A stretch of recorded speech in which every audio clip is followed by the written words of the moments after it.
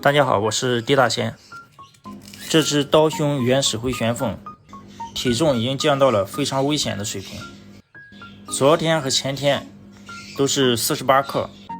给大家看一下它拉的粪便啊，从这粪便来看，好像奶粉没有消化一样，都是一些粉末。它的消化系统肯定是有问题的，已经用药给它调理了。现在再给它称一下体重，看看今天会不会再降。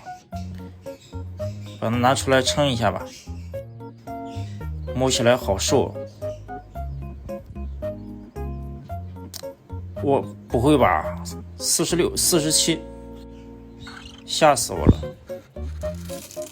47克，体重又降了1克。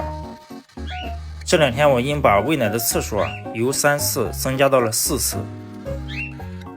他的精神状态还是可以的，就是光吃体重不见增加，关键是一直降啊。吃东西也是吃一口，然后再用勺子喂，就不再吃了。不吃的话就只能用针筒打。奶粉里我给加了育雏伴侣，我看成分里面有消化酶、益生菌还有葡萄糖。另外我还加了几粒滋养丸，用研磨器研成粉加到奶粉里。喂完奶粉之后，我就把它放进保温箱里了。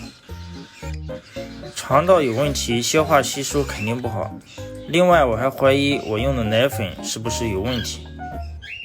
你看它拉的粪便，好像奶粉没有完全消化，留下一些粉末性的东西。奶粉的品质不好，或者假奶粉，也会造成这种现象。我想给他们换奶粉，但是又不知道换哪种奶粉。大家有没有推荐的，可以在评论区留言告诉我一下。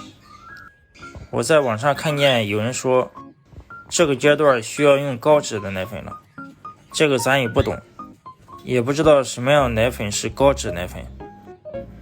另外2只，这只珍珠还有黄化，最近体重也在下降，我怕它们也会像这只原始灰一样受到刀凶。